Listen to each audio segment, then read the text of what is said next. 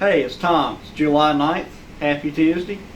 Want to remind y'all that we are working to improve our workforce, and as part of that, DFACS has received a 4-year great national grant from the National Child Welfare Workforce Institute.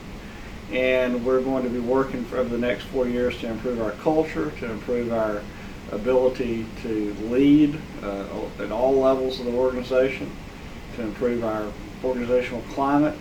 And part of that is establishing a baseline. And we're going to, you should have already gotten or are getting a link to the Comprehensive Organizational Health Assessment Survey.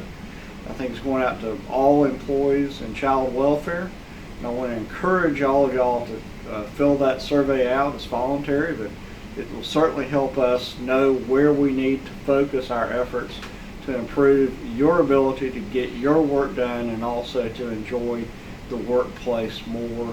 Because obviously when we enjoy our work, we feel that we're able to do meaningful, purposeful work and to get things done and to have good relationships with our colleagues and our supervisors, our employees, then everything goes better at work. So please help us to do that. The second thing I want to do today is to announce that we have, for the second round of State of Hope funding, we've picked of course we had 100 or more applicants for various programs, and I think many of those, about 100 of those, will be part of our larger ecosystem. And we've also been able to choose 10 of the applicant organizations to fund. And so we're very excited to announce that. I want to kind of go over those with you this morning. So let's just say Katie Jones of the Union County Family Connection. They are doing a program to expand the Student and Family Success Center. It will provide items to students in crisis and mentors, which is great. Brad Griffith and Clement Arts is going to be getting a grant to do the care portal, so that they can help us identify, we can identify children who need, or families who need items, and identify, kind of connect them with churches and others who might provide those items. Vera Salzman of the Chatham County Safety Net Planning Council are going to get a grant to integrate mindful self-compassion practices into some of the suicide prevention programs.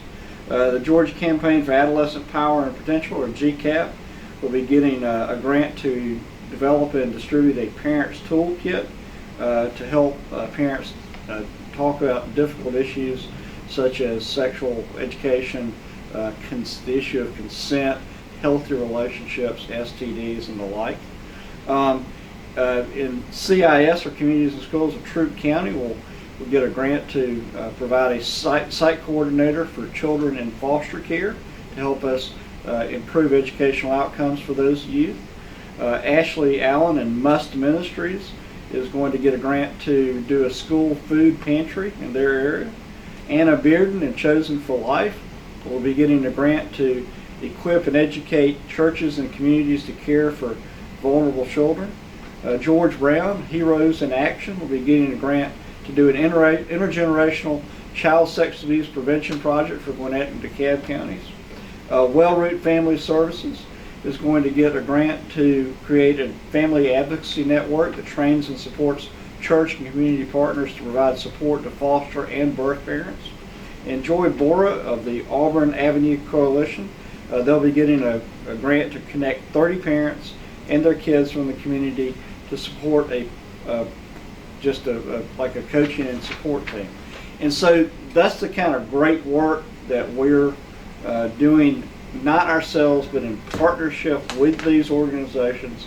We're very excited not only about these, actual granted funded sites, but we're also very excited, of course, about all of those who have come up with great ideas, who have submitted them to our State of Hope program, and who will be working with us in our ecosystem and receiving technical assistance.